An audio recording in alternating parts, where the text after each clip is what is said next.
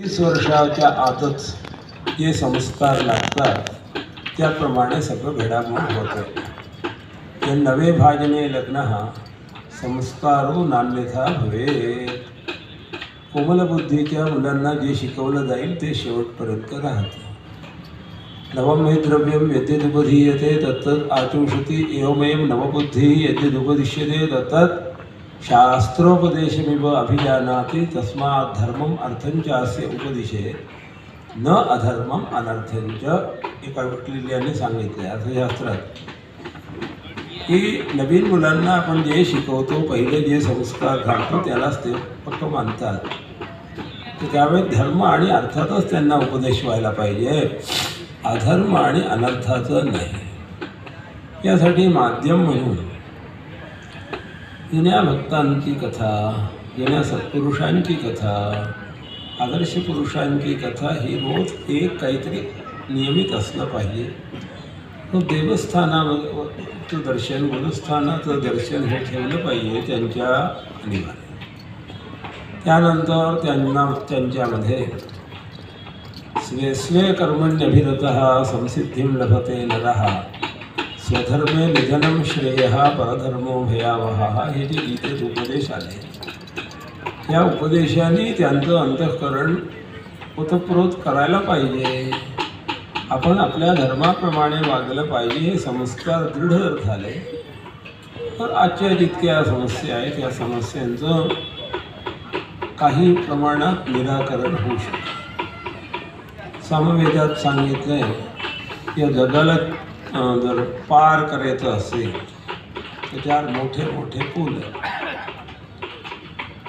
पहिलं आहे दानेना दानम, सेतू समाज सांगितलं. अदानाला तुम्ही दानाच्या द्वारे जिंका. संग्रह खूप असतो पण देण्याची प्रवृत्ती होत. ते जे अदान म्हणून एक आहे हे आपल्याला मोठे विघ्न करणार आहे. धनाचा उपयोग कुठे? चांगल्या कार्यात त्याचं दान करणे. दानेना दानम ह्याच्यात हे सांगितलं. श्रद्धया अश्रद्धा, अश्रद्धा हे दुसरं आहे. तसं अदान ह्या आपल्या चांगल्या सगळ्या विषयात श्रद्धा नसते, याला जिंका श्रद्धेच्या. गुरुशास्त्राभ्यामभीते तत्वे तदवबोधोपायोश्च परमो विश्वास श्रद्धा, अशी व्याख्या. गुरूंनी जे सांगितलं, शास्त्रांनी जे सांगितलं परमात्म्याच्या विषयी, त्याला जाणण्याच्या विषयी आणि त्याचे जे साधन आहे या सगळ्याच्या विषयी परमविश्वास आपला असला. हा संस्कार लहानपणापासून त्या मुलांच्यात यायला पाहिजे. मोठ्यांनी तसंच चालेल. अक्रोधे न क्रोधम. तिसरं सांगितलं क्रोधाला जिंका. क्रोध हा अनर्थकारी आहे, त्याला आपण अक्रोधाच्या द्वारे. हे आपल्याला सत्पुरुषांच्या चरित्रातून मिळतं. सत्येनानृतम. त्याच्यानंतर आहे ना खोटं बोलणे, हे म्हणजे अनृत. हे फार मोठं फसवणार आहे. त्याला सत्याच्या द्वारे जिंका सांगून सांगितलं. मग म्हणाले स्वर्गच्छ ज्योतिर्गच्छ, जिथे वर जायचे चांगल्या गतीला जा. सेतू स्थिरत्वा चतुरा. आपल्याला हे अदानाला दानाच्या द्वारे जिंकलं पाहिजे, अश्रद्धेला श्रद्धेच्या द्वारे जिंकलं पाहिजे, क्रोधाला अक्रोधाच्या द्वारे जिंकलं पाहिजे आणि असत्य भाषणाला सत्य भाषणाच्या द्वारे जिंकलं पाहिजे. आज वैज्ञानिक उन्नती खूप झाली पण शांती सुख समाधान कुठेही नाही.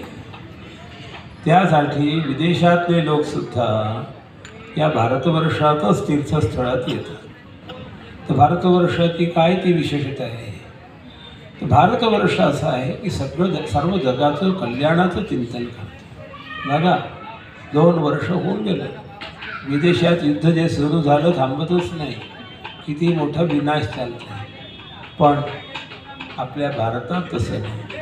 आपण सध्या भाग्यवंत आहोत की आपल्याला एक धार्मिक प्रवृत्तीचे कर्णधार याला मिळाले. पंतप्रधान यांच्याच काळात अयोध्येचं जे 500 वर्षांपासून समस्या होती त्याचं निवारण, न्यायालयाचं निर्णय, नंतर मंदिराचं हे शिलान्यास, मंदिर स्थापना होऊन रामाची प्रतिष्ठासुद्धा होऊन गेली, तर ते निश्चित पुण्य बनते. तर या सगळ्या विषयावर लोकांनी लक्ष दिलं पाहिजे आणि सगळ्यांनी मिळून काम केलं पाहिजे. प्रत्येकाकडे गुणाचा काही भाग आहे त्याचं आणि प्रकाशन करणे, त्याला वर आणणे, त्यांना सन्मान देणे, त्यांच्याद्वारे सगळं होऊ शकते. तर या चिंचवड देवस्थान ट्रस्टद्वारा इतक्या कलाकारांचं, आज कलाकार आणि विद्वानांचं सन्मान केला आहे, हे मोरया गोसावींची कृपा आहे.